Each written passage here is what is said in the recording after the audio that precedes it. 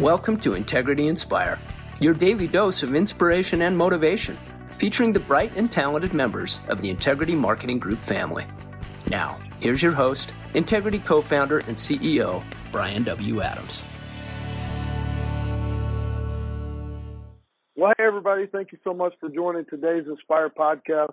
This is such an incredible time for us to come together as an Integrity family, share a little bit more about each other, and get to know each other just at a deeper level. And I love the way that we've come together as a family using this Inspire podcast and just to get to know each other's stories, get to know each other's talents, and also just have time for people to even share thoughts and prayers for others. And I want to give a quick update on Tony Bettis. Tony, as all of you guys know, we asked you guys to pray for him a few months ago, and Tony just continues to make incredible strides in his recovery.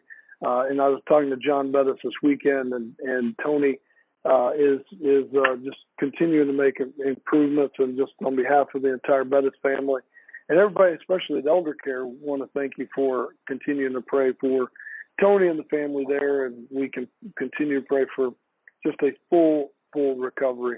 Also want to ask you to continue to pray for Brianna Kozlowski. She's continuing to heal and just continues to make great strides as well. And then at American Senior Benefits, Doug McDermott had a heart attack last week, and I would ask for everybody to continue to pray for him and his family as he is going to be having a full recovery as well. So really, that's part of what I love about this Integrity family is people coming together and really not only sharing their stories, but also sharing some of their burdens and the opportunity just to laugh together, to cry together, and to do life together. And I'm so excited about the announcement that we had last week whenever we announced that Insurance Administrative Solutions, or IAS, was joining the Integrity family. This is a huge deal for Integrity and for the industry as a whole, and it's been turning heads and making waves ever since we announced it. And that's why I've asked the president and CEO of IAS and my good friend Doug Price to be our guest today on the Inspire podcast. As I said last week, our partnership with IAS is different than many of the others that we've done. IAS is not a marketing organization or a sales group. They're a third-party administrator that provides business outsourcing for carriers that we work with. IAS has over 300 employees, and IAS expects to process over 4 million insurance claims this year and manages over $500 million in annual premium a year as well. IAS is effectively the back office for many of the insurance companies that we work with, and they're really just built to provide efficiency that helps support carriers in their business practices. And when you add all of those capabilities to what we're already building here at Integrity, you get a true turnkey product solution for carriers, from product design and development to national distribution to the advertising and marketing that we do at Thomas Arts, and now with the administration and claims processing that you see at IAS. Doug has put together an incredible team of experienced professionals at IAS, and their knowledge and experience that they bring to our platform will make all of us much, much better. In spite of his incredible success, Doug has stayed very humble and steadily focused on improving his business. But I guarantee he's just excited about this, as we all are here at Integrity. And so I want to welcome Doug Price to the Inspire podcast. Doug, thank you so much for joining us here today, my friend. Brian, well, thanks for having me. First, I just want to say how grateful I am to be with all of you guys on the phone. And my team and I we're on cloud 9 about becoming part of the Integrity family. So we're really excited. Wow. Well, we are too. It's one of those things that whenever we first started talking, Doug, it was one of those things that we just sat back and said, man, this makes so much sense, right? You just have so much industrial logic to it of us coming together and being able to provide the full service solution that we just had to figure out a way. And so I appreciate you and your team rolling up their sleeves, and our team rolling up our sleeves to figure this out and figure out how to come together. And I've got a lot of things I want to cover as part of this podcast. But before we get into that, I'd like to hear from you about your background, just a little bit about your background. I find it interesting. You're like that guy on the Dos Equis commercial. You're like the most interesting man in the world. You're an actuary. You're a wine connoisseur. You're a sports fan. You're an entrepreneur and a business owner. But I read that you were in the Army when you were younger, and during that time you served as a Russian linguist and an interrogator. Now, I don't know what you can and can't share from those days, but what was that experience like for you? Well, that's true. Actually, I went into the Army out of high school. I went in as a private, and went to Fort Leonard Wood for my basic, and then through interrogation school at Fort Huachuca, and spent about a year in Monterey, California. That's where they have the language school for all the service branch and the FBI and the CIA. And then I was just fortunate. After I finished my training, I got probably the best assignment you could get as an enlisted person in my occupational specialty. I got to go to Munich, Germany, and my job was to debrief Russians that were emigrating to West Germany. This was back in the day when the Berlin Wall was up and the Russians had just invaded Afghanistan. And I got to travel to a lot of what they call joint interrogation centers, Frankfurt, Stuttgart, Berlin. I even go into East Berlin back when Checkpoint Charlie was there. And so it was just a very fortunate job, and to be honest, was very close to making the military or maybe another government service organization my career. But the experience was real impactful as a 19, 20-year-old, to be honest. I mean, coming out of high school, the Army always, or any service, is some discipline. But the particular job I did taught me empathy. I mean, here you had the West with just whatever they had on their back. They would do whatever they could to get out of Russia and to get to West Germany to get reunited with their family. And then it also just taught you gratefulness because, just to be part of this country.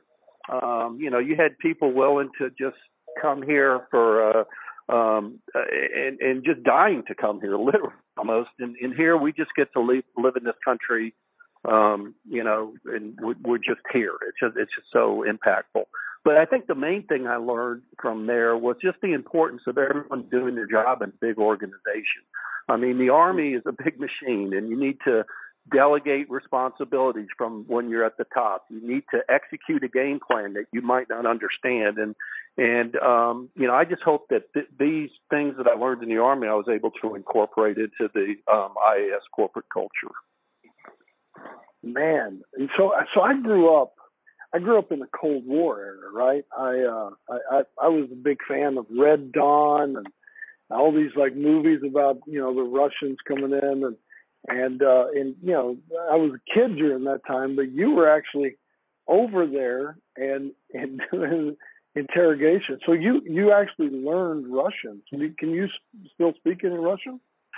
No, I can speak a little bit. You've got to use it a lot, but I was fluent at the time. And I actually spent some time with a KGB colonel, literally 8 weeks down in Garmisch, one-on-one. He had defected. And when I really learned to speak Russian was we would play chess and drink a lot of vodka. And that's actually the truth. And boy, when you could speak Russian, when you do that, you're pretty good. But I'd probably take me about 3 to 6 months to get close to where I was before. But literally, when you went to language school, you spent 24/7 speaking it. You weren't allowed to speak English, so you just had to speak Russian. That teaches you how to do it when you're eating breakfast, lunch, and dinner. So. Oh my gosh! Well, you said that you were in Germany at Checkpoint Charlie. Alan Pauly, who works with us and has been with Integrity for years and years, Alan was actually a military policeman at Checkpoint Charlie in Germany. It's such a small world. One of these, you guys may have ran into each other back in the day and never even knew it. But what an amazing service! Appreciate all that you guys did for our country for sure. I'm sure everyone would say it's a privilege. Everyone that's called it served. It's something I wish everyone did, either served in the service or went to the Peace Corps or something. I think it's you owe something back to your country, to be honest with you. So. Yeah. So you got out of high school, you became private price, you went into the military, you learned Russian, and then how did you get out of that and get into the insurance business after your time in the Army?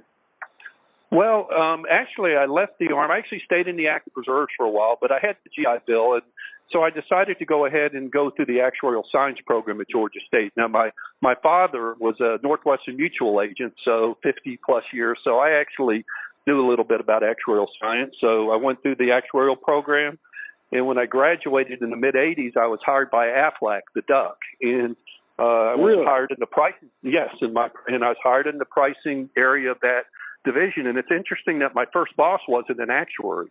My first boss was actually in charge of research and development. He was a marketing guy. And so I think he taught me to look at things a little differently than maybe an actuary was. The guy was sharp as a whip and but he looked at things differently versus just the numbers. So I was fortunate to have that as my first job. And then in the late 80s, 1989, actually came down here and started our consulting practice, and then but eventually the TPA. Wow. So a lot of people on this call, and I was one of them before I got in the insurance business. A lot of people don't know what an actuary is or what an actuary does. We've got Dennis Talshik as our company's chief actuary. You've worked with Dennis for years. Tell us what an actuary is and a little bit about actuarial science, if you don't mind. Well, actually, I look at it as an actuary. It's not really a science. It's really an art. I don't know why they call it a science. Accounting is a very precise thing. In actuarial science, you just have to be close. In fact, anything you do as an actuary, the only thing you know is you're going to be wrong.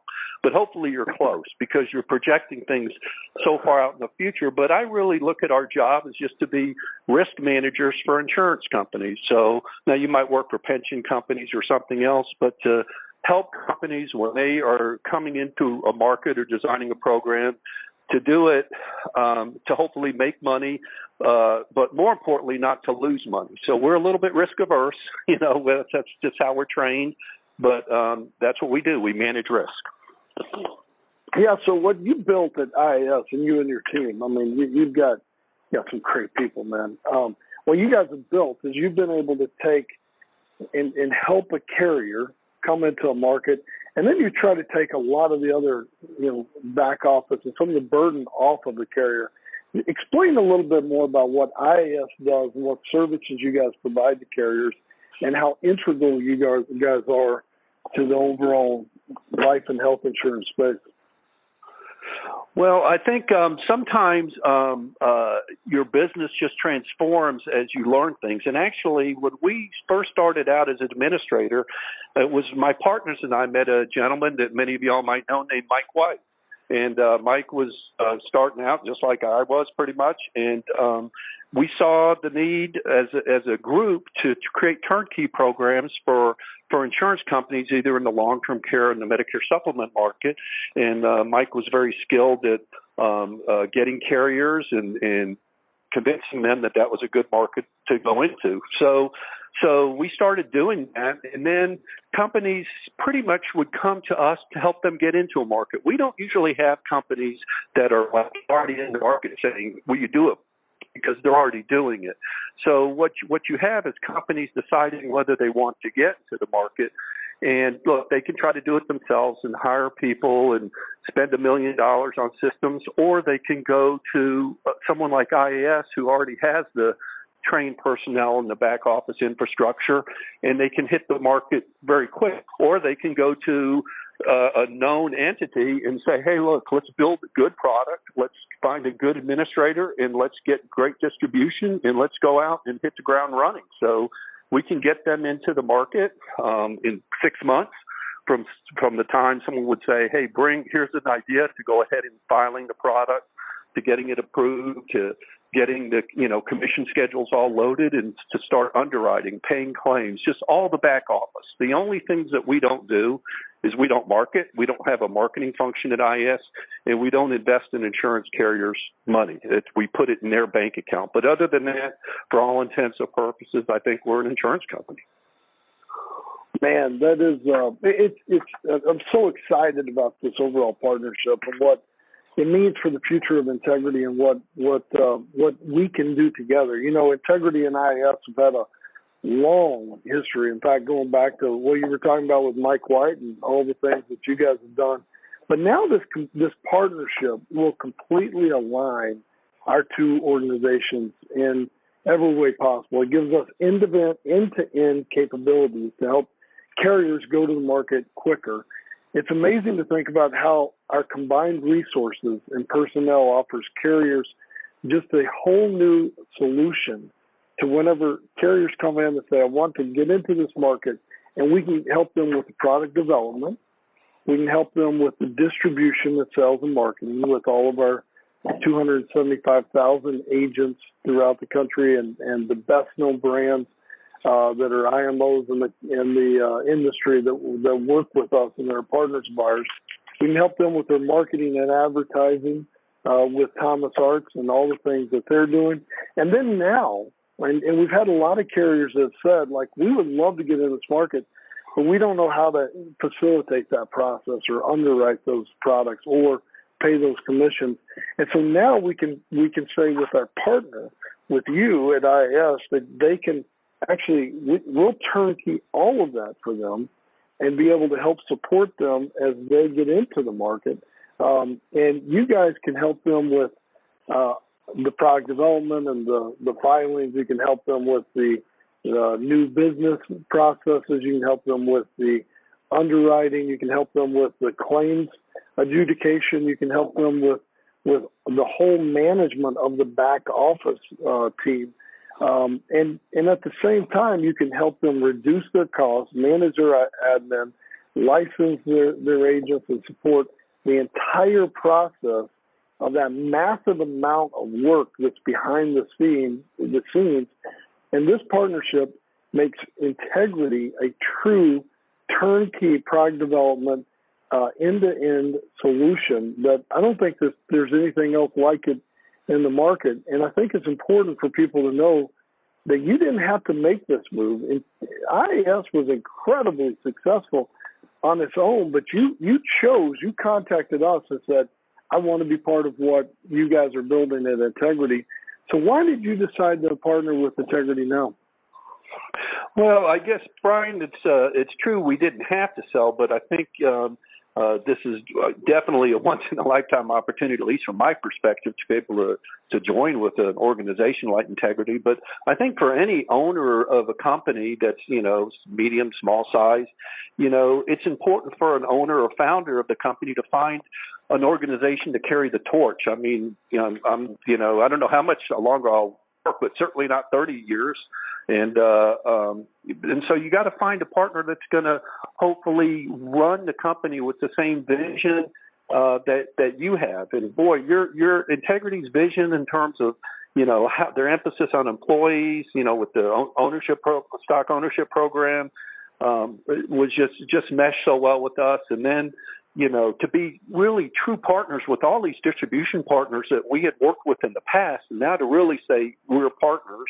On top of your financial strength and the corporate support that you provide, I mean, we just couldn't pass it up. There's no way we could go where I think we're headed without someone like Integrity backing us up. And I just can't wait to see what we can accomplish together down the road. Well, I appreciate you saying that, and I can't wait to see either. I think this is going to be one of those things we look back on. I've told a lot of people this, including you. I think this is going to be one of those moments we look back on and go, oh my gosh, that was a brilliant idea of us all coming together. And sometimes those ideas that you kind of stumble into are the ones that really make the most impact. And all of us working together is going to be a lot of fun. At the end of the day, we're going to help a lot of people with their life and health insurance needs and really help transform the way that insurance is delivered throughout the United States. And combined, I think we can really impact a lot of lives and serve a lot of Americans. And so thank you for trusting us. Thank you for joining us. It's a humbling experience to have somebody who's so well regarded and respected in the industry that wants to be partners here at Integrity. And so thank you very much for your partnership and your friendship and the opportunity for all of us to work together. It's going to be a lot of fun, my friend. Well, thank you as well, Brian. Well, thanks again, Doug. Really appreciate this. I think that we're going to do some amazing things, and really appreciate you choosing Integrity. And I'm honored to have my name next to yours as a partner here at Integrity. Well, guys, thanks again for a great call today. Such an incredibly most interesting man in the world, in my opinion, Mr. Doug Price, who is now our partner and is president of IAS, who has just joined Integrity. And this was just a great call to kind of get some more understanding of what we're building here at Integrity and all the different pieces we're putting together. And next week, we'll have another great call to continue to highlight some of the incredible people here at Integrity. So hope everybody has a really blessed week this week. And thanks again for all that you do to make Integrity such a great place. Take care and God bless everybody.